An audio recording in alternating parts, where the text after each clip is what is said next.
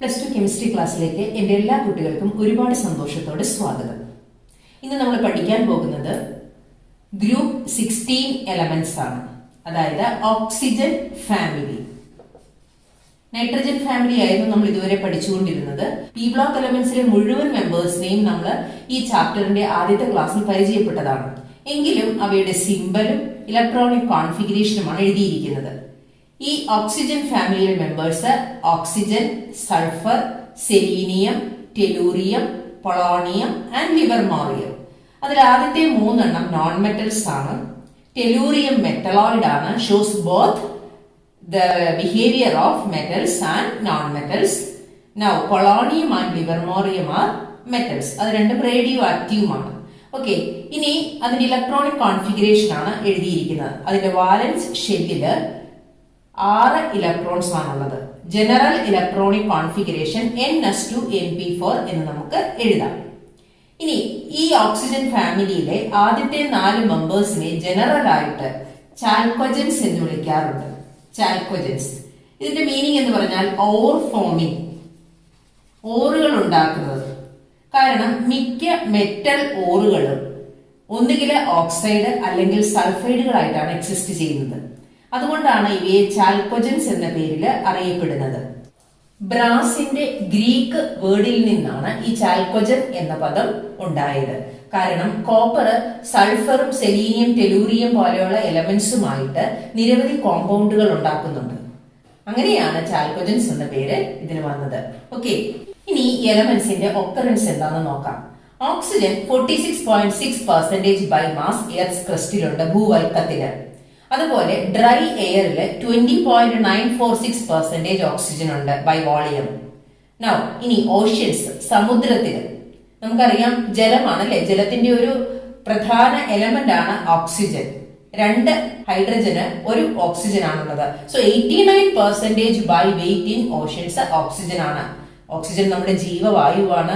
അത് ഉൽപ്പാദിപ്പിക്കപ്പെടുന്നത് ഫോട്ടോസിന്തസിസ് വഴിയാണ് അല്ലെ. അതുകൊണ്ടാണ് വൃക്ഷങ്ങള്, മരങ്ങള് ഒന്നും മുറിക്കരുത്, അത് കൂടുതൽ നട്ടുപിടിപ്പിക്കണമെന്ന് നമ്മളോട് ആവശ്യപ്പെടുന്നത്. ഓക്കെ, അതിൽ നിന്നാണ് കൂടുതൽ നമ്മുടെ ജീവവായുവായ ഓക്സിജൻ ഉൽപ്പാദിപ്പിക്കപ്പെടുന്നത്. Okay, now sulphur 16th most abundant element ആണ്. ഓക്സിജൻ മോസ്റ്റ് അബണ്ടന്റ് എലമെന്റ് ആണ്. സൾഫറിന് 16ാമത്തെ സ്ഥാനമേ ഉള്ളൂ. അത് എർത്ത് ക്രസ്റ്റില്, ഭൂവൽക്കത്തില് 0.03 to 0.1% ബൈ മാസ് ആണ് ഉള്ളത്. ഇനി അത് സൾഫേറ്റുകളായിട്ടും സൾഫൈഡുകളായിട്ടും എക്സിസ്റ്റ് ചെയ്യുന്നുണ്ട്. സൾഫേറ്റുകൾ ആയിട്ട് എക്സിസ്റ്റ് ചെയ്യുന്നതിന് 1-2 എക്സാമ്പിൾസ് ആണ്. ജിപ്സം നമ്മൾ പഠിച്ചിട്ടുണ്ട്, CaSO4 2H2O. then Epsom salt, magnesium sulphate .7H2O. then barite, ബേരിയത്തിന്റെ സൾഫേറ്റ് ആണ്. ഇനി സൾഫൈഡുകളായിട്ട് എക്സിസ്റ്റ് ചെയ്യുമ്പോൾ galena, lead sulphide, zinc blende, zinc sulphide, copper pyrites, CuFeS2. ഇത് കൂടാതെ ഓൾക്കാനോസില്, ഓൾക്കാനോസ് എന്ന് പറഞ്ഞാൽ എന്താണ്, അഗ്നിപർവ്വത സ്ഫോടനമൊക്കെ നടക്കില്ലേ, അപ്പൊ അവിടെ സൾഫർ H2S ഫോമിൽ കാണപ്പെടുന്നുണ്ട്, ഹൈഡ്രജൻ സൾഫൈഡിന്റെ ഫോമിൽ കാണപ്പെടുന്നുണ്ട്. കൂടാതെ നിരവധി ഓർഗാനിക് മെറ്റീരിയൽസ്, എഗ്, പ്രോട്ടീൻസ്, അതുപോലെ കടുക്, സവാള, ഹെയർ, വൂൾ, ഇതിലെല്ലാം ധാരാളമായിട്ട് എന്തുണ്ട്, സൾഫർ പ്രസന്റ് ആണ്. ഓക്കെ, സെലീനിയവും ടെലൂറിയവും മെറ്റൽ സെലീനൈഡും ടെലൂറൈഡുമായിട്ടാണ് എക്സിസ്റ്റ് ചെയ്യുന്നത് സൾഫൈഡ് ഓറുകളിൽ. ഓക്കെ, പൊളോണിയം, തോറിയം, യുറേനിയം മിനറൽസിന്റെ ഡീകെ പ്രൊഡക്റ്റ് ആയിട്ട് കിട്ടുന്ന എലമെന്റ് ആണ്. ഓക്കെ, ഇനി ഈ ഗ്രൂപ്പ് ഓഫ് എലമെന്റ്സിന്റെ ജനറൽ ആയിട്ടുള്ള properties. First one, electronic configuration. General electronic configuration അവിടെ നിന്ന് തന്നെ നമുക്ക് എഴുതാം, ദാറ്റ് ഈസ് NS2 NP4 ആണ്. വാലൻസി എത്രയാണ്? 2+4 6 ആണ് വാലൻസി. അടുത്ത പ്രോപ്പർട്ടി എന്ന് പറയുന്നത് അറ്റോമിക് ആൻഡ് അയണിക് റേഡിയൈ. എങ്ങനെയാണ്? അറ്റോമിക് ആൻഡ് അയണിക് റേഡിയൈ ഗ്രൂപ്പില് താഴേക്ക് വരുന്തോറും കൂടി വരുന്നു. കാരണം എന്താണ്? ഓരോ എലമെന്റ് താഴേക്ക് വരുമ്പോഴും എന്ത് കൂടുന്നുണ്ട്? നമ്പർ ഓഫ് ഷെൽസ് കൂടുന്നുണ്ട്. 2 ആയിരുന്നു ഇവിടെ പ്രിൻസിപ്പൽ ക്വാണ്ടം നമ്പർ എങ്കിൽ ഇവിടെ വന്നപ്പോൾ അത് 3 ആയി, ഇവിടെ വന്നപ്പോൾ 4, 5, 6. അങ്ങനെ താഴേക്ക് വരുന്നോറും നമ്പർ ഓഫ് ഷെൽ കൂടുന്നു. അതുകൊണ്ട് എന്ത് കൂടുന്നു? Size of the atom increases. So atomic and ionic radii increases. ഈ ആരോട്ടെ ഇൻക്രീസസ് ഡൗൺ ദ ഗ്രൂപ്പ്. താഴേക്ക് വരുന്തോറും കൂടുന്നു. ഓക്കെ, ഇനി അയണൈസേഷൻ എൻതാൽപ്പി. അയണൈസേഷൻ എൻതാൽപ്പി എന്താണെന്ന് നമ്മൾ പഠിച്ചിട്ടുണ്ട് അല്ലേ? എന്താണ്? ഒരു ന്യൂട്രൽ ഗേഷ്യസ് ആറ്റത്തിൽ നിന്ന്, സപ്പോസ് ഓക്സിജൻ ആണ് എങ്കിൽ ഓക്സിജന്റെ ന്യൂട്രൽ ഗേഷ്യസ് ആറ്റം എടുത്താൽ അതിന്റെ വാലൻസ് ഷെല്ലിൽ നിന്ന് ഒരു ഇലക്ട്രോണിനെ റിമൂവ് ചെയ്യാൻ ആവശ്യമായ എനർജി അത് താഴേക്ക് വരുന്തോറും കൂടി വരുന്നോ കുറഞ്ഞു വരുന്നു? താഴേക്ക് വരുന്തോറും എന്ത് കൂടുന്നു? സൈസ് കൂടുന്നു. അപ്പൊ ന്യൂക്ലിയസിൽ നിന്ന് അകന്നകന്ന് പോവുകയല്ലേ ചെയ്യുന്നത്. അപ്പം ആ എനർജി കുറച്ചു മതിയാകും. ന്യൂക്ലിയസിനോട് അടുത്ത് നിൽക്കുന്നതിനാണ് കൂടുതൽ എനർജി വേണ്ടത്. So ionization energy decreases due to എന്താണ്? എല്ലാത്തിനും ഒരു റീസൺ നമ്മൾ ഓർത്തിരുന്നാൽ മതി. ഗ്രൂപ്പിലെ മുകളിൽ നിന്ന് താഴേക്ക് വരുന്തോറും സൈസ് കൂടുന്നു. Because number of shells increases. ഇത് പഠിച്ചു വെക്കുക കേട്ടോ. കൂടുതൽ കാര്യങ്ങൾ അറിയാനായിട്ട് പി ബ്ലോക്ക് എലമെന്റ്സിന്റെ ആദ്യത്തെ 2-3 ക്ലാസ്സുകൾ കാണുക. അവിടെ ഡീറ്റെയിൽഡ് ആയിട്ട് ഇത് എക്സ്പ്ലെയിൻ ചെയ്തിട്ടുണ്ട് കേട്ടോ. So ionization enthalpy decreases down due to increase in size. Size കൂടുന്നതിനനുസരിച്ച് അയണൈസേഷൻ എൻതാൽപ്പി കുറഞ്ഞു കുറഞ്ഞു വരുന്നു. ഇനി ഇവിടെ തന്നെ പറയേണ്ട ഒരു കാര്യമുണ്ട്. ഗ്രൂപ്പ് 16 എലമെന്റ്സ് ആണ് oxygen family. Group 15 elements nitrogen ഫാമിലിയാണ്. ശരിക്ക് ഒരു പീരിയഡിൽ ലെഫ്റ്റിൽ നിന്ന് റൈറ്റിലോട്ട് പോകുന്തോറും അയണൈസേഷൻ എനർജി കൂടി കൂടിയാണ് വരേണ്ടത്.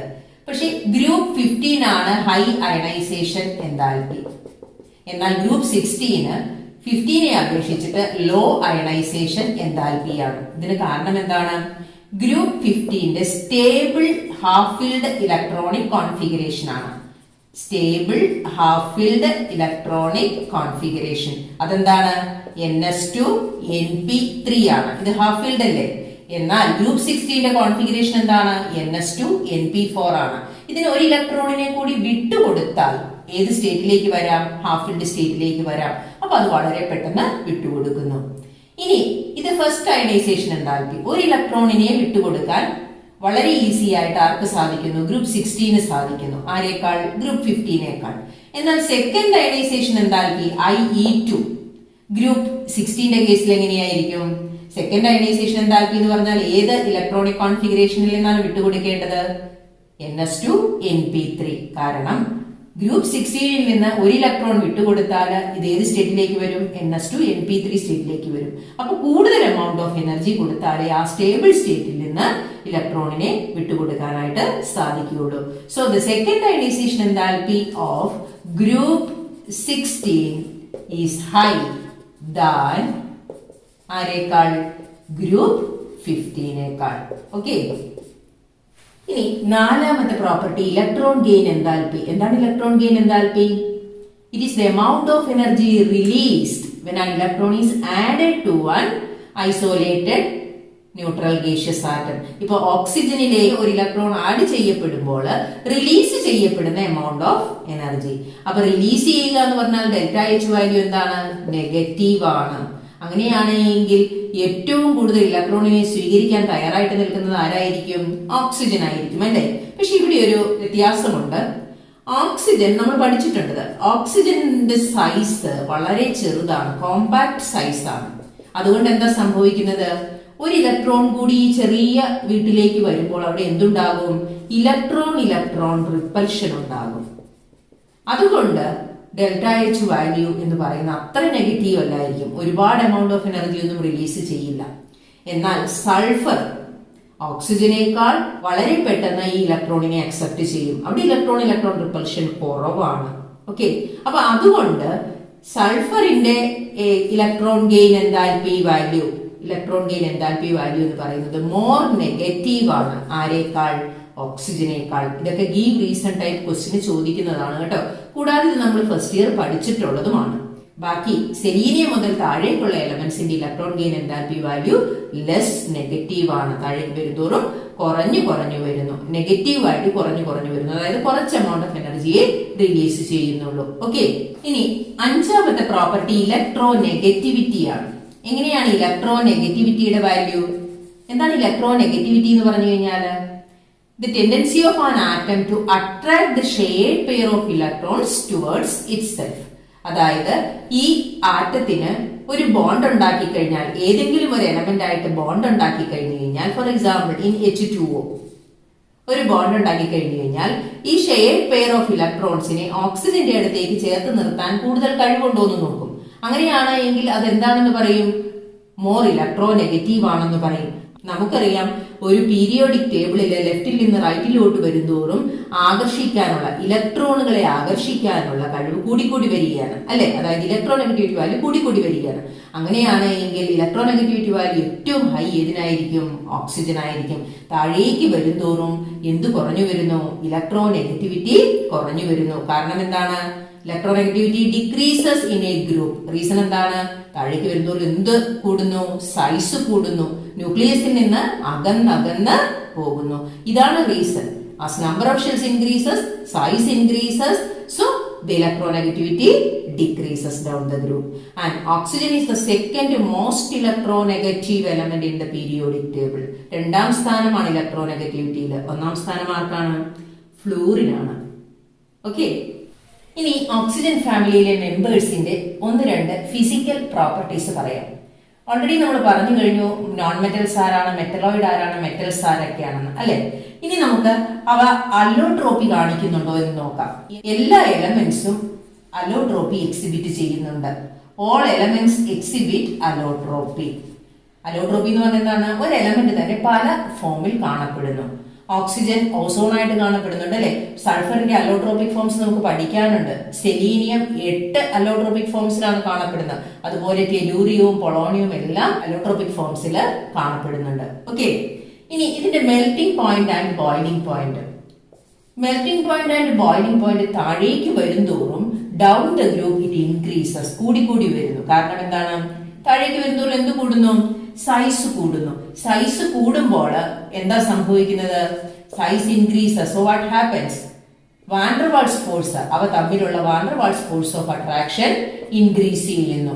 Van der Waals force of attraction increase ചെയ്ത് കഴിഞ്ഞാൽ കൂടുതൽ ഹീറ്റ് എനർജി വേണ്ടി വരും ഇവയെ ബ്രേക്ക് ചെയ്യാനായിട്ട്. Okay, so on down the group melting point and boiling point increases. Due to increase in size, the van der Waals force increases. Okay, എന്നാൽ തന്നെ ഇത് താഴേക്ക് വരുന്നതോറും കൂടി വരികയാണെങ്കിൽ തന്നെയും നമ്മൾ ഓക്സിജന്റെയും സൾഫറിന്റെയും മെൽറ്റിംഗ് പോയിന്റും ബോയിലിംഗ് പോയിന്റും ഒന്ന് കമ്പയർ ചെയ്യുകയാണെങ്കിൽ ഓക്സിജന്റെ മെൽറ്റിംഗ് പോയിന്റ് 55 ആണ്. അതേസമയം സൾഫറിന്റെ 393 ആണ്. ബോയിലിംഗ് പോയിന്റ് ഓക്സിജന്റെ 90 ആണ്, സൾഫറിന്റെ 718 ആണ്. വലിയൊരു ഡിഫറൻസ് ആണ് ഓക്സിജന്റെയും സൾഫറിന്റെയും മെൽറ്റിംഗ് പോയിന്റും ബോയിലിംഗ് പോയിന്റും തമ്മിലുള്ളത്. ഇതിന് കാരണമുണ്ട്. ഓക്സിജൻ എക്സിസ്റ്റ് ചെയ്യുന്നത് ഡയാറ്റോമിക് ആയിട്ടാണ്, നമുക്കറിയാം അല്ലെ. എന്നാൽ സൾഫർ എക്സിസ്റ്റ് ചെയ്യുന്നത് പോളി അറ്റോമിക് ആയിട്ടാണ്. 2 ആറ്റമൊന്നുമല്ല, 8 ആറ്റംസ് വരെ സൾഫർ കാണപ്പെടുന്നുണ്ട്. അപ്പം high amount of energy is required to break these bonds.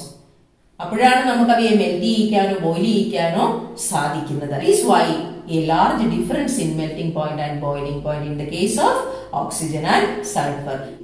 And that is clearly explained on the basis of atomicity. അറ്റോമിസിറ്റിയുടെ ബേസിസിലാണ് നമ്മൾ ഇതിനെ എക്സ്പ്ലെയിൻ ചെയ്യുന്നത്. ഓക്കെ, ഇനി എന്തൊക്കെയാണ് ഓക്സിജൻ ഫാമിലിയിലെ ഓക്സിജന്റെ അനോമലസ് ബിഹേവിയറിന് കാരണം എന്ന് നോക്കാം. പരീക്ഷയ്ക്ക് ചോദിക്കാറുണ്ട്, give reason for the anomalous behaviour of oxygen. ഒന്നാമത്തെ റീസൺ നമുക്ക് എഴുതാം, ആ ഗ്രൂപ്പിലെ ഏറ്റവും ചെറിയ എലമെന്റ് ആരാണ്? ഓക്സിജൻ ആണ്. So due to its small size എന്ന് എഴുതാം. ഇനി രണ്ടാമത്തെ കാര്യമായിട്ട് എഴുതാം, ഈ ഗ്രൂപ്പില് ഏറ്റവും കൂടുതൽ അയണൈസേഷൻ എൻതാൽപ്പി ഉള്ളത് ആർക്കാണ്? ഓക്സിജൻ ആണ്. So high ionisation enthalpy. ഇനി അങ്ങനെ നോക്കുകയാണെങ്കിൽ ഇലക്ട്രോനെഗറ്റിവിറ്റി ആർക്കാണ് ഏറ്റവും കൂടുതൽ? ഓക്സിജൻ തന്നെയാണ്. അപ്പൊ മൂന്നാമത്തെ റീസൺ എന്താണ്? High electro negativity. ഇത് ഹൈ ഇലക്ട്രോ നെഗറ്റീവ് ആയതുകൊണ്ട് ഇത് എന്ത് ഫോം ചെയ്യുന്നുണ്ട്? ഹൈഡ്രജൻ ബോണ്ട് ഫോം ചെയ്യുന്നുണ്ട് കേട്ടോ. അത് മാത്രമല്ല small size and high electro negativity. ഈ 2 റീസൺ കൊണ്ടാണ് ഇത് എന്തുണ്ടാക്കുന്നത്? ഹൈഡ്രജൻ ബോണ്ട് ഉണ്ടാക്കുന്നത്. ഇനി നാലാമത്തെ പ്രത്യേകത എന്ന് പറയുന്നത് ഓക്സിജനിൽ ഇല്ല, ബാക്കി എല്ലാത്തിനും ഉണ്ട്. എന്താണ്? D subshell. അപ്പൊ ഓക്സിജനിൽ എന്തില്ല? ഡി സബ്ഷെല്ല് ഇല്ല. Absence of D subshell. അതിന്റെ ഇലക്ട്രോണിക് കോൺഫിഗറേഷൻ നിങ്ങളൊന്ന് നോക്കിക്കേ. ഹീലിയം കഴിഞ്ഞ് 2s2 2p4 എന്നാണ് കിടക്കുന്നത് അല്ലെ. ഡി സബ്ഷെൽ സ്റ്റാർട്ട് ചെയ്യുന്നത് എവിടെ നിന്നാണ്? 3 പ്രിൻസിപ്പൽ ക്വാണ്ടം നമ്പർ 3 വരുമ്പോഴാണ്. അതവിടെ ഉണ്ടോ? ഇല്ല. അതുകൊണ്ട് തന്നെ ഓക്സിജന്റെ മാക്സിമം നമ്പർ ഓഫ് ഓർബിറ്റൽസ് എന്ന് പറഞ്ഞാൽ ഒരു s ഓർബിറ്റലും പിന്നെ p ഓർബിറ്റലും. ടോട്ടൽ എത്ര ഓർബിറ്റലേ ഉള്ളൂ? 4 ഓർബിറ്റൽസേ ഉള്ളൂ. So it cannot expand its covalency. Expand its covalency beyond 4. 4ൽ കൂടുതൽ കോവാലൻസി കാണിക്കാൻ ആർക്ക് സാധിക്കില്ല? ഓക്സിജന് സാധിക്കില്ല. So cannot expand its covalency beyond 4 and that is due to the absence of desorption. Okay. ഇനി മറ്റൊരു പ്രത്യേകത എന്താണെന്ന് വെച്ച് കഴിഞ്ഞാൽ ഓക്സിജൻ ഗ്യാസ് ആണ്. ബാക്കി എല്ലാം എന്താണ്? സോളിഡ്സ് ആണ് റൂം ടെമ്പറേച്ചറിൽ.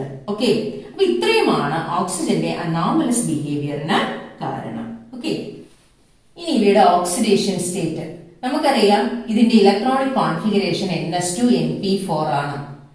സ്റ്റേബിൾ സ്റ്റേറ്റ് എന്ന് പറയുന്നത് വാലൻസ് ഷെല്ലില് 8 ഇലക്ട്രോൺസ് വരണം. ഇവിടെ എത്രയേ ഉള്ളൂ? 6 എണ്ണമേ ഉള്ളൂ. 2 + 4 6 ഉള്ളൂ. അപ്പൊ എത്ര കൂടി വേണം? 2 കൂടി വേണം. അങ്ങനെയാണെങ്കിൽ ഇതിന് കാണിക്കാൻ സാധ്യതയുള്ള ഒരു ഓക്സിഡേഷൻ സ്റ്റേറ്റ് എന്ന് പറയുന്നത് -2 ആണ്. പിന്നെയോ അല്ലെങ്കിൽ ഇതിന് 6 ഇലക്ട്രോൺസിനെ നഷ്ടപ്പെടാം അല്ലെ. സോ അപ്പൊ ഇതിനൊരു ഓക്സിഡേഷൻ സ്റ്റേറ്റ് +6 വരാം. ഇനി അടുത്തൊരു ഓക്സിഡേഷൻ സ്റ്റേറ്റ് ഈ s ഇലക്ട്രോൺസ് പോകാതെ p ഇലക്ട്രോൺസ് മാത്രം പോകാം. അപ്പൊ +4. അങ്ങനെ ഈ 3 ഓക്സിഡേഷൻ സ്റ്റേറ്റ് ആര് കാണിക്കുന്നുണ്ട്? ഗ്രൂപ്പ് 16 എലമെന്റ്സ് കാണിക്കുന്നുണ്ട്. ഇനി ഇതിനകത്ത് മോസ്റ്റ് ഇലക്ട്രോനെഗറ്റീവ് എലമെന്റ് ആണ് ഓക്സിജൻ. ഓക്സിജൻ ഏത് സ്റ്റേറ്റ് കാണിക്കുന്നു? -2 സ്റ്റേറ്റ് കാണിക്കുന്നു. എന്നാൽ ഓക്സിജൻ ഡൈഫ്ലൂറൈഡില് ഇവിടെ ഓക്സിജന്റെ ഓക്സിഡേഷൻ സ്റ്റേറ്റ് എന്ന് പറയുന്നത് +2 ആണ്. ഓർത്തു വെച്ചോളൂ, എക്സെപ്ഷണൽ കേസ് ആണ്. ബിക്കോസ് ഓക്സിജനേക്കാൾ ഇലക്ട്രോനെഗറ്റീവ് ആയിട്ടുള്ള എലമെന്റ് ആണ് എന്ത്? ഫ്ലൂറിൻ എന്ന് പറയുന്നത്. അതുകൊണ്ട് തന്നെ നമ്മൾ ഈ കോമ്പൗണ്ടിനെ നെയിം ചെയ്യുന്നത് ഏറ്റവും ഇലക്ട്രോനെഗറ്റീവ് ആയിട്ടുള്ള എലമെന്റിന്റെ പേരിലാണ് നമ്മൾ നെയിം അവസാനിപ്പിക്കുന്നത്. So this is known as oxygen difluoride എന്നാണ് നമ്മൾ നെയിം ചെയ്യുന്നത്. എന്നാൽ ക്ലോറിന്റെ ഒരു ഓക്സൈഡ് എടുക്കുകയാണെങ്കിൽ ഇവിടെ ക്ലോറിനും ഓക്സിജനുമായിട്ട് കമ്പയർ ചെയ്യുമ്പോൾ which is more electronegative? Oxygen is more electronegative. അപ്പൊ ഇതിനെ നമ്മൾ നെയിം ചെയ്യുന്നത് എന്താണ്? Chlorine Hexa oxide. ഓക്കെ, അപ്പൊ ഇലക്ട്രോനെഗറ്റിവിറ്റി കൂടുതൽ ആർക്കാണോ ആ പേരിലാണ് അത് ആ പേര് വന്ന് അവസാനിക്കുന്നത്. ഇതൊന്ന് ഓർത്തു വെച്ചോളുക. ഇനി ഈ -2 സ്റ്റേറ്റ് താഴേക്ക് വരുന്തോറും അതിന്റെ സ്റ്റെബിലിറ്റി കൂടുവോ കുറയുമോ? ഇലക്ട്രോണിനെ സ്വീകരിക്കാനുള്ള ടെൻഡൻസി കുറഞ്ഞല്ലേ വരുന്നത്. അപ്പൊ stability of this -2 state decreases down. So -2 state stability decreases, താഴേക്ക് വരുന്തോറും കുറഞ്ഞു വരുന്നു. ഇനി സൾഫർ, സെലീനിയം, ടെലൂറിയം ഈ കോമ്പൗണ്ടുകള് +4 and +6 ഓക്സിഡേഷൻ സ്റ്റേറ്റില് കോമ്പൗണ്ടുകൾ ഉണ്ടാക്കുന്നുണ്ട്. ആരുമായിട്ട്? വിത്ത് ഫ്ലൂറിനുമായിട്ട് കോമ്പൗണ്ടുകൾ ഉണ്ടാക്കുന്നുണ്ട്. +4ഉം +6 സ്റ്റേറ്റിലുണ്ട്. ഈ കോമ്പൗണ്ടുകളിലെല്ലാം ബോണ്ടിന്റെ നേച്ചർ എന്ന് പറയുന്നത് എന്താണ്? കോവാലന്റ് ബോണ്ടാണ്. ഇനി ഇതിൽ +6 സ്റ്റേറ്റിന്റെ സ്റ്റെബിലിറ്റി താഴേക്ക് വരുത്തോറും കൂടി വരുമോ കുറഞ്ഞു വരുമോ? +6 സ്റ്റേറ്റ് നമ്മൾ ഇതിനു മുമ്പ് പഠിച്ചിട്ടുണ്ടല്ലേ. താഴേക്ക് വരുന്തോറും ഈ +6 സ്റ്റേറ്റിന്റെ സ്റ്റെബിലിറ്റി കുറഞ്ഞു വരുന്നു. And that is due to inert pair effect. എന്താണ് ഇനേർട്ട് പെയർ ഇഫക്റ്റ്? അറിയില്ലാത്തവര് നൈട്രജൻ ഫാമിലിയുടെ ഓക്സിഡേഷൻ സ്റ്റേറ്റിന്റെ വീഡിയോസ് ഒന്ന് കാണുക കേട്ടോ. Inert pair effect, that is the reluctance of s electrons to take part in bonding due to the ineffective shielding of d and f subshell. ഇവിടെ എഫും ഡിയും orbitals fill ചെയ്തതിന് ശേഷമാണ് ആര് ഫില്ല് ചെയ്യുന്നത്? എസും ഡിയും ഒക്കെ ഫില്ല് ചെയ്യുന്നത്. പക്ഷെ ഈ എഫും ഡിയും ഓർബിറ്റൽസിന് ഒരു പ്രത്യേകതയുണ്ട്, അവയ്ക്ക് പുവർ ഷീൽഡിംഗ് ഇഫക്റ്റ് ആണ്. അപ്പൊ ന്യൂക്ലിയസ് വാലൻസ് ഇലക്ട്രോണിനെ ചേർത്ത് നിർത്തും. അപ്പൊ ബുദ്ധിമുട്ടാണ് ആ s ഇലക്ട്രോൺസിനെ വിട്ടുകൊടുക്കാനായിട്ട്. അതുകൊണ്ട് ഈ സ്റ്റെബിലിറ്റി ഓഫ് +6 സ്റ്റേറ്റ് താഴേക്ക് വരുന്തോറും കുറഞ്ഞ് വരുന്നു. Okay, and that is why it is called, it is due to inert pair effect. Okay, ഇനി നമ്മൾ പഠിക്കാൻ പോകുന്നത് ഈ group of elements, group 16 elements എങ്ങനെ ഹൈഡ്രജൻ, ഓക്സിജൻ, ഹാലജൻ മുതലായ എലമെന്റ്സുമായിട്ട് റിയാക്ട് ചെയ്യുന്നു എന്നുള്ളതാണ്. First one, reactivity with hydrogen. ഹൈഡ്രജനുമായിട്ട് റിയാക്ട് ചെയ്ത് H2E ടൈപ്പ് കോമ്പൗണ്ടുകൾ ഉണ്ടാക്കുന്നു. ഇവിടെ ഇ എന്ന് പറയുന്നത് oxygen, sulphur, selenium, tellurium, polonium ആണ്. അവയുണ്ടാക്കുന്ന ഹൈഡ്രൈഡ് ആണ് ഞാൻ എഴുതിയിട്ടിരിക്കുന്നത്. H2O, H2S, H2SC, H2TE, H2PO. ഇതിനകത്ത് നമുക്ക് ഏറ്റവും പരിചയമുള്ളതാണ് H2O എന്ന് പറയുന്നത് അല്ലെ. H2O എന്ന് പറയുന്നത് ഒരു ലിക്വിഡ് ആണ്. എന്നാൽ H2S എന്ന് പറയുന്നത് എന്താണ്? ഒരു ഗ്യാസ് ആണ്. പരീക്ഷയ്ക്ക് ഫ്രീക്വന്റ് ആയിട്ട് ചോദിക്കുന്നതാണ്. ഗ്രൂപ്പ് 16ന്റെ ആദ്യത്തെ ഹൈഡ്രൈഡ് ലിക്വിഡ് ആണ്, രണ്ടാമത്തത് ഗ്യാസ് ആണ്. കാരണം എന്താണ്? വാട്ടർ ലിക്വിഡ് ആകാനുള്ള ഒരേ ഒരു കാരണം എന്താണ്? Due to the presence of hydrogen bond. ആരുടെ പ്രസൻസ് ആണ്? Hydrogen bond. ഇവിടെ വാട്ടറിൽ ഹൈഡ്രജൻ ബോണ്ട് ഉണ്ടാകാനുള്ള കാരണം എന്താണ്? Due to the small size and high electronegativity of oxygen. നമ്മൾ ആദ്യം കണ്ടു അല്ലേ, ഓക്സിജന്റെ സ്മോൾ സൈസും ഹൈ ഇലക്ട്രോനെഗറ്റിവിറ്റിയും കാരണം വാട്ടർ ഹൈഡ്രജൻ ബോണ്ട് ഉണ്ടാക്കി ലിക്വിഡ് ആയിട്ട് എക്സിസ്റ്റ് ചെയ്യുന്നു. എന്നാൽ അത്തരം ഒരു ഹൈഡ്രജൻ ബോണ്ട് എവിടെ പോസിബിൾ അല്ല? H2S പോസിബിൾ അല്ല. അതുകൊണ്ട് അത് ഗ്യാസ് ആയിട്ട് എക്സിസ്റ്റ് ചെയ്യുന്നു. ഇനി ഇതിന്റെ അസിഡിക് നേച്ചർ എന്താണെന്ന് നോക്കാം. Acidic character. അസിഡിക് നേച്ചർ പറയണമെങ്കിൽ ഇത് എത്ര എളുപ്പത്തിൽ H+ വിട്ടുകൊടുക്കുന്നു എന്ന് പറയണം, വേണ്ടേ? നമ്മൾ എപ്പോഴും മനസ്സിൽ വെക്കേണ്ട ഒരു കാര്യമുണ്ട്. ഒരു ഗ്രൂപ്പിലെ മുകളിൽ നിന്ന് താഴേക്ക് വരുന്തോറും സൈസ് കൂടി കൂടി വരുന്നു. അതുകൊണ്ട് തന്നെ അതിന്റെ hydrogen element bond strength decrease ചെയ്യുന്നു. ഇ എന്ന് പറയുന്നത് oxygen, sulphur, selenium, tellurium, polonium ആണ് കേട്ടോ. അപ്പൊ ആ ബോണ്ട് സ്ട്രെങ്ത് കുറഞ്ഞു കുറഞ്ഞു വരുമ്പോൾ ഈസി ആയിട്ട് എന്തിനെ വിട്ടുകൊടുക്കാൻ സാധിക്കുന്നു? H+ വിട്ടുകൊടുക്കാനായിട്ട് സാധിക്കുന്നു. ഇതാണ് പഠിച്ചു വെക്കേണ്ടത് കേട്ടോ. On moving down the group size increases, so He bond strength decreases, so it is easy to release H+ ion.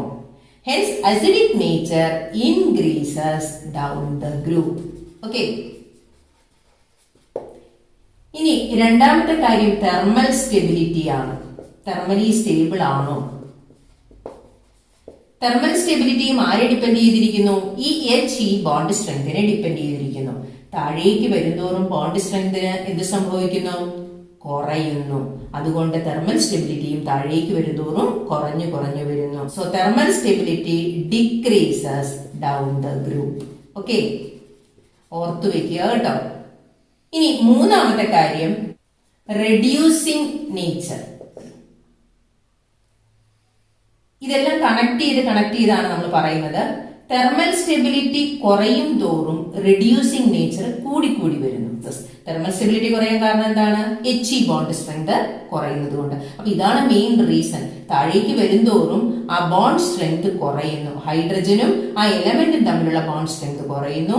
അപ്പൊ തെർമൽ സ്റ്റെബിലിറ്റി കുറയുന്നു. So reducing nature increases. Thermal stability കുറയും തോറും റെഡ്യൂസിങ് നേച്ചർ എന്ത് സംഭവിക്കുന്നു? Increases down the group. Okay, അപ്പൊ നമുക്ക് എന്ത് പറയാം? ഗ്രേറ്റർ അൺസ്റ്റെബിലിറ്റി ആണെങ്കിൽ ഗ്രേറ്റർ റെഡ്യൂസിങ് നേച്ചർ ആയിരിക്കും. ഓക്കെ, ഇനി HCH ബോണ്ട് ആംഗിൾ. ഇവിടെ വാട്ടറിനൊക്കെ ഒരു ബോണ്ട് ആംഗിൾ ഉണ്ടല്ലോ. ആ ബോണ്ട് ആംഗിൾ താഴേക്ക് വരുന്തോറും ഹൈഡ്രൈഡിന്റെ കേസിൽ ഡിക്രീസസ് ഡൗൺ. അത് കുറയാൻ കാരണം എന്താണ്? താഴേക്ക് വരുന്തോറും എന്ത് കൂടുന്നു? സൈസ് കൂടുന്നു അല്ലെ. സൈസ് കൂടി കഴിയുമ്പോൾ എന്താ സംഭവിക്കുന്നത്? ഇപ്പൊ വാട്ടറിന്റെ സ്ട്രക്ചർ നമുക്കറിയാം. ഇതാണ് വാട്ടറിന്റെ സ്ട്രക്ചർ. ഇവിടെ ഓക്സിജന്റെ സൈസ് ചെറുതായതുകൊണ്ട് ഈ ബോണ്ട് പെയേഴ്സ് തമ്മിൽ മാക്സിമം റിപ്പൽഷൻ ഉണ്ടായിരിക്കും. ഈ രണ്ട് ബോണ്ട് പെയേഴ്സ് തമ്മിൽ റിപ്പൽഷൻ ഉണ്ടായിരിക്കും. അപ്പൊ അതുകൊണ്ട് തന്നെ ബോണ്ട് ആംഗിൾ വലുതായിരിക്കും. എന്നാൽ താഴേക്ക് വരുന്നവർക്ക് സെലീനിയത്തിന്റെ ഒക്കെ കേസ് എടുക്കുകയാണെങ്കിൽ അത് കുറച്ചുകൂടെ വലിയ സൈസാണ്. അപ്പൊ ഈ ബോണ്ട് പെയേഴ്സ് കുറച്ച് അകന്നാണ് കിടക്കുന്നത് അല്ലെ. ബോണ്ട് പെയേഴ്സ് ഈ സെൻട്രൽ ആറ്റത്തിൽ നിന്ന് അകന്നാണ് കിടക്കുന്നത്. അപ്പൊ അവിടെ റിപ്പൽഷൻ എന്തായിരിക്കും? കുറവായിരിക്കും. അപ്പൊ ബോണ്ട് ആംഗിൾ എന്ത് ചെയ്യും? കുറഞ്ഞ് വരുന്നു. ഓക്കെ, അതും എന്തിനെ ബേസ് ചെയ്താണ് നമ്മൾ പറയുന്നത്?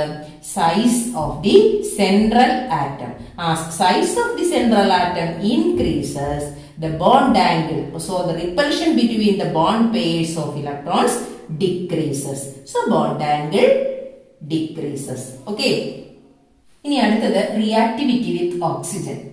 ഗ്രൂപ്പ് 16 എലമെന്റ്സ് രണ്ട് ടൈപ്പ് ഓക്സൈഡുകളാണ് ഉണ്ടാക്കുന്നത്, EO2 ഉം EO3 ഉം. ഇ എന്ന് പറയുന്നത് ഏതാണ്?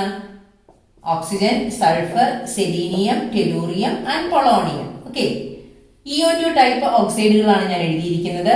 അതില് ഓസോണും സൾഫർ ഡയോക്സൈഡും നമുക്ക് പരിചയമുള്ളതാണ്, അത് ഗ്യാസസ് ആണ്. ബാക്കി 3 ഡയോക്സൈഡുകളും സോളിഡ് സ്റ്റേറ്റിലാണ് കാണപ്പെടുന്നത്. ഇനി ഈ O3 type sulphur trioxide, selenium trioxide and tellurium trioxide ആണ്. ഇതില് ഈ 2 ടൈപ്പ് ഓക്സൈഡ്സും എന്താണ്? അസിഡിക് ആണ്. ഇനി ഇതിനകത്ത് സൾഫർ ഡയോക്സൈഡ് നല്ലൊരു റെഡ്യൂസിങ് ഏജന്റ് ആണ്. പക്ഷെ താഴേക്ക് വരുന്തോറും ആ റെഡ്യൂസിങ് പ്രോപ്പർട്ടി കുറഞ്ഞു വരുന്നു. കാരണം ടെലൂറിയം ഡയോക്സൈഡ് നല്ലൊരു ഓക്സിഡൈസിങ് ഏജന്റ് ആണെന്നാണ് എഴുതിയിരിക്കുന്നത് അല്ലെ. അത് നല്ലൊരു ഓക്സിഡൈസിങ് ഏജന്റ് ആണ്. So reducing nature decreases down the group, decreases in the group. Okay, അപ്പൊ ഓക്സൈഡുകളെ കുറിച്ച് നമുക്ക് ഇത്ര മാത്രമേ പഠിക്കാനുള്ളൂ. അടുത്തത് reactivity with halogens. Group 16 elements ഹാലജൻസുമായിട്ട് കമ്പൈൻ ചെയ്ത് EX6, EX4, EH2, E2H2 type ഹാലൈഡുകൾ ഉണ്ടാക്കുന്നുണ്ട്. എക്സ് എന്ന് പറയുന്നത് ഹാലജൻ ആണ്, അതായത് fluorine, chlorine, bromine, iodine. E എന്ന് പറയുന്ന ആ ഗ്രൂപ്പിലെ ഏത് എലമെന്റ്സ് വേണമെങ്കിലും ആകാം. ഇനി ഇവയുടെ സ്റ്റെബിലിറ്റി, ഏറ്റവും സ്റ്റേബിൾ ആയിട്ടുള്ള ഹാലൈഡ് ആരുമായിട്ടാണ് ഉണ്ടാക്കുന്നത്? ഫ്ലൂറൈഡ് അയണുമായിട്ടാണ് ഉണ്ടാക്കുന്നത്. സോ ഫ്ലൂറൈഡ് അയൺ ആയിട്ടുണ്ടാക്കുന്ന ഹാലൈഡ് ആണ് ഏറ്റവും സ്റ്റേബിൾ. അതിനുശേഷം chloride iron, then bromide iron, then iodide iron. ഇതാണ് ഓർഡർ ഓഫ് സ്റ്റെബിലിറ്റി. കാരണം ഫ്ലൂറിനിൽ നിന്ന് അയഡിനിലേക്ക് വരുമ്പോഴും ആറ്റത്തിന്റെ സൈസ് എന്ത് ചെയ്യുന്നു? കൂടി വരുന്നു. Size increases. അതുകൊണ്ട് എന്ത് സംഭവിക്കുന്നു? എലമെന്റ് ഹാലജൻ ബോണ്ട് സ്ട്രെങ്ത് കുറയുന്നു. ബോണ്ട് സ്ട്രെങ്ത് കുറയുമ്പോൾ സ്റ്റെബിലിറ്റിയും കുറയുന്നു. ഓക്കെ, അതുകൊണ്ടാണ് ഹാലൈഡ്സിന്റെ സ്റ്റെബിലിറ്റിയുടെ ഓർഡർ ഇതാകുന്നത്. ഓക്കെ, ഇനി ഹെക്സാ ഹാലൈഡുകളില് ഹെക്സാ ഫ്ലൂറൈഡ്സ് മാത്രമേ സ്റ്റേബിൾ ആയിട്ടുള്ളൂ. ഹെക്സാ ഫ്ലൂറൈഡ്സ് സ്റ്റേബിൾ ആയിട്ടുള്ളത്. ഫോർ എക്സാമ്പിൾ, ഒരു ഹെക്സാ ഫ്ലൂറൈഡ് ആണ് SF6 എന്ന് പറയുന്നത്. ഈ മോളിക്യൂള് നമ്മൾ ഫസ്റ്റ് ഇയർ പഠിച്ചിട്ടുണ്ട്. ഇത് നമ്മൾ വരയ്ക്കുന്നത് ഇങ്ങനെയാണ്. ഒരു റെക്ടാങ്കിള്, സൾഫർ അതിന്റെ സെന്ററില് 4 ഫ്ലൂറിൻ ബോണ്ടുകള് ആൻഡ് 1 above ആൻഡ് 1 below the plane. ഇതിനെയെല്ലാം ജോയിൻ ചെയ്ത് കഴിയുമ്പോൾ ഇതിന്റെ ഷേപ്പ് എന്താണ്? ഒരു ഒക്ടാഹീഡ്രൽ ഷേപ്പ് ആണ് കിട്ടുന്നത്. So this molecule is octahedral. അപ്പൊ ഈ 6 ഫ്ലൂറിൻ ആറ്റവും ഈ സൾഫറിനെ ഇങ്ങനെ പൊതിഞ്ഞു നിർത്തിയിരിക്കുകയാണ്. അതുകൊണ്ട് ഈ മോളിക്യൂൾ തെർമോഡൈനാമിക്കലി ഹൈലി സ്റ്റേബിൾ ആണ്. വാട്ടർ ആയിട്ട് പോലും ഈ SF6 മോളിക്യൂൾ റിയാക്ട് ചെയ്യില്ല.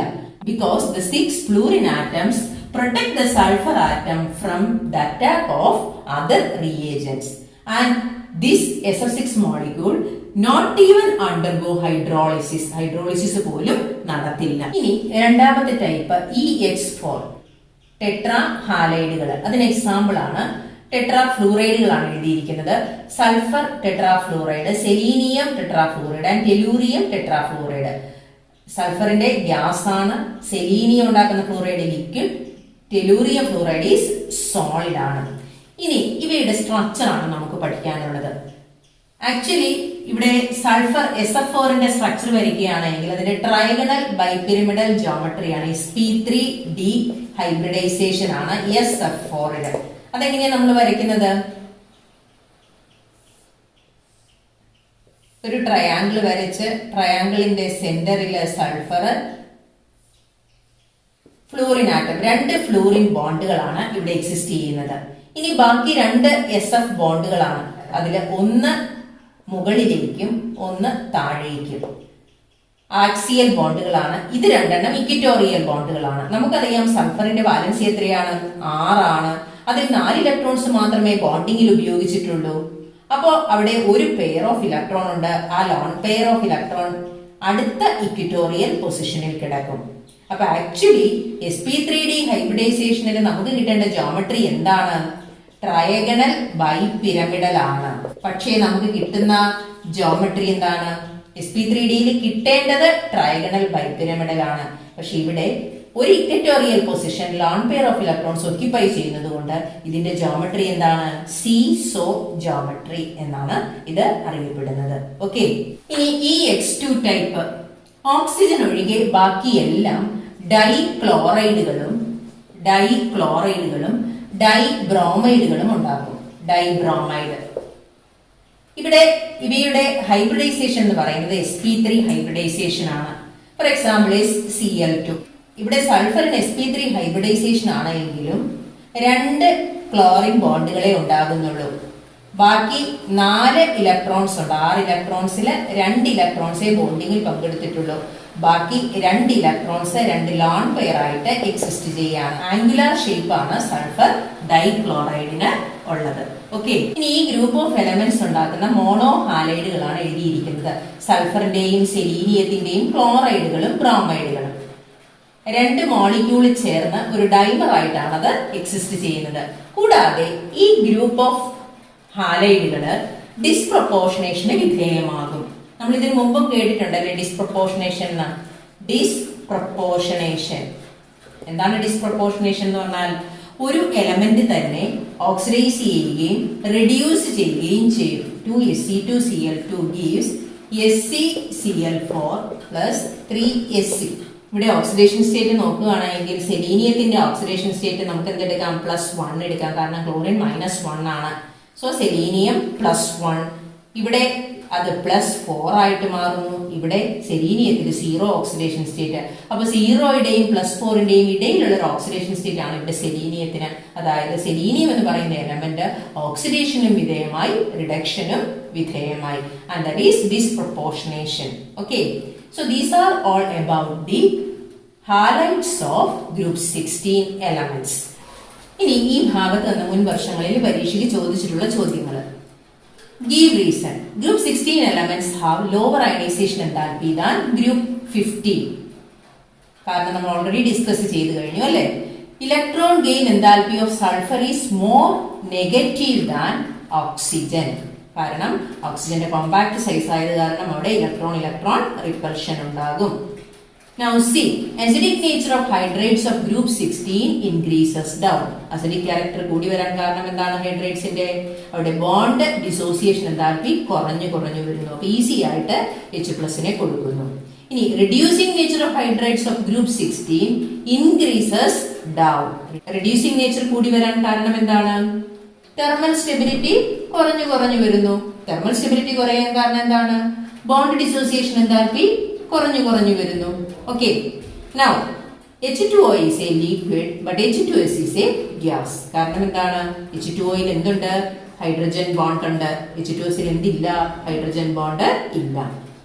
ഇനി write the order of thermal stability of the hydrates of group 16 elements. Order എന്നാണ് പറഞ്ഞിരിക്കുന്നത്. അപ്പൊ അത് ഇൻക്രീസിംഗ് ഓർഡർ ആകാം, ഡിക്രീസിംഗ് ഓർഡർ ആകാം. ഹൈഡ്രേറ്റ്സ് എഴുതുകയാണെങ്കിൽ H2O, H2S, H2SC, H2TE, H2PO. ഇതാണ് ഹൈഡ്രേറ്റുകൾ. ഇതിന്റെ ഓർഡർ ചോദിക്കുകയാണെങ്കിൽ തെർമൽ സ്റ്റെബിലിറ്റി ഏറ്റവും കൂടുതൽ ആർക്കാണ്? H2Oയ്ക്കാണ്. അപ്പൊ H2O possess more greater than sign ഇട്ട് എഴുതാം. So higher thermal stability for H2O. This is in the decreasing order. Decreasing order എന്ന് പറയുമ്പോൾ നമ്മൾ ഗ്രേറ്റർ ദാൻ സൈൻ ഇട്ട് എഴുതണം. ഇനി ഇൻക്രീസിംഗ് ഓർഡർ ആണെങ്കിൽ ഇത് എന്ത് ഓർഡർ ആണ്? Decreasing order. ഇനി ഇൻക്രീസിംഗ് ഓർഡർ ആണെങ്കിൽ ഏത് സൈൻ ഇടണം? ലെസ് ദാൻ സൈൻ ഇട്ട് എഴുതണം. അപ്പൊ ഇന്ന് നമ്മൾ ഡിസ്കസ് ചെയ്ത ഈ ടോപ്പിക്കുകൾ നന്നായിട്ട് പഠിക്കുക. അപ്പൊ നമുക്ക് അടുത്ത ക്ലാസ്സിൽ കാണാം. And thank you for watching.